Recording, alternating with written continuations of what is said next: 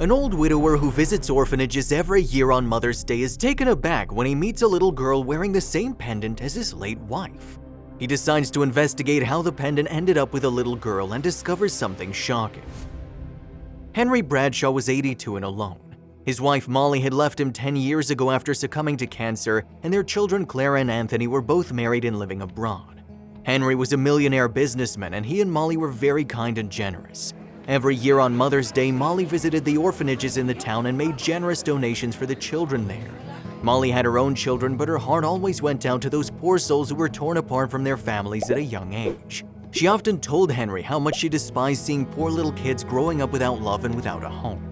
As a result, even after Molly died, Henry continued to visit the orphanages. Besides, now that he was mostly alone at home, he often felt miserable and isolated. So spending time with the children brought some peace and comfort to his heart. One year on Mother's Day, Henry decided to visit an orphanage in Molly's hometown. He had bought plenty of books, dresses, chocolates, and toys for the kids, and the orphanage director was very thankful to Henry for being so thoughtful to the little children. While touring the orphanage rooms with the director and presenting gifts to the little children, Henry noticed how pleased they appeared. The children's delighted expressions gave him comfort that Molly, who was watching him from heaven, would be overjoyed to see him continuing the good deed, even when she wasn't there with him. As Henry exited the rooms and made his way to the playground, he noticed a lonely young girl standing by the fence encircling the ground staring outside. She was dressed in a pink floral frock and her hair was braided in 2 pigtails. "Hi there," Henry said softly as he approached her from behind. "My name's Henry. What's your name?" The small girl turned around, looked at him with her large blue innocent eyes, and Henry froze stiff. "Hi, my name's Nancy Evans," the girl replied softly. Henry was speechless as he stared at the pendant the girl was wearing. It was the exact pendant that had belonged to Molly. She always wore it and proudly told him that it was a one-of-a-kind creation made by a particular jeweler. It was so dear to her that Henry buried it alongside her. How could this girl have an identical one? "The pendant. How did you get that pendant, Nancy?" he asked her.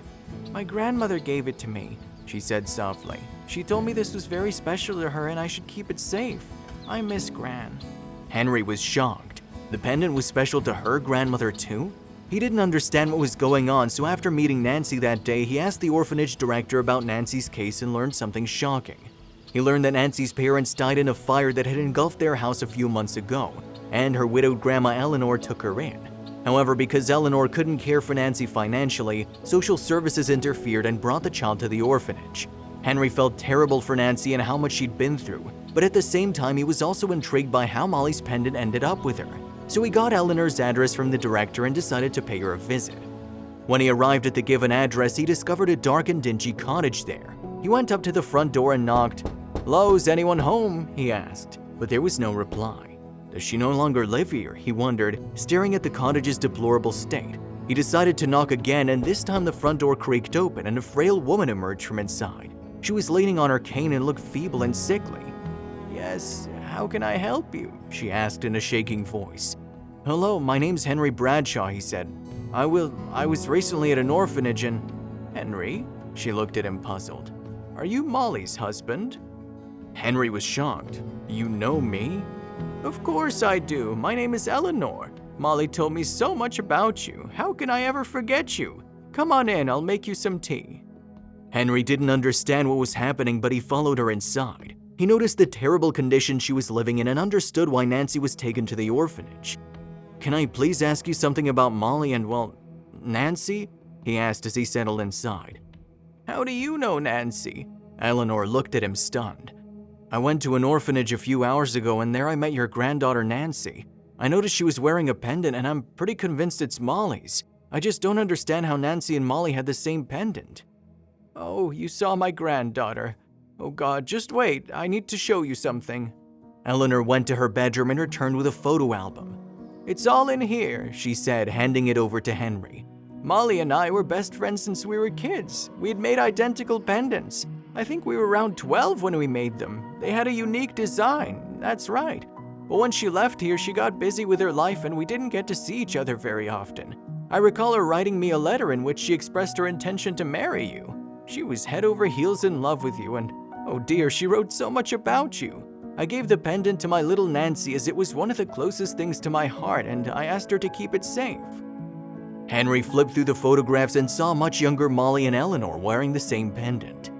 I see. I'm so sorry, he apologized, embarrassed. I was so preoccupied with the pendant when I met Nancy, I was going insane thinking about how she had Molly's pendant. By the way, Eleanor continued, her eyes welling up, how's Nancy doing at the orphanage? I don't get to see her since I'm always sick. Is she all right? Is she happy there? Well, Eleanor, Henry said, closing the photo album, she misses you a lot, so I was thinking, would you and Nancy like to move in with me? Now that I know how much you meant to Molly, I know she would have done the same if she saw you in trouble. Please, I insist. Eleanor's jaw dropped to the floor at Henry's unexpected offer. Angel, she said quietly, you're an angel sent by God to my Nancy. We'll never be able to repay your kindness. Oh, my baby, I really miss her. She always felt so alone after her parents left her. Thank you for being so kind to us, Henry. Thank you. Later that day, Henry drove Eleanor to the orphanage and Nancy was over the moon to see her. Eleanor cried as she hugged her, and watching their reunion, even Henry couldn't keep his tears at bay. Later, Henry helped Eleanor regain Nancy's custody so the little girl wasn't away from her grandmother anymore. The entire process took several months, but everything worked out in the end. Nancy and Eleanor moved in with Henry and they became a family.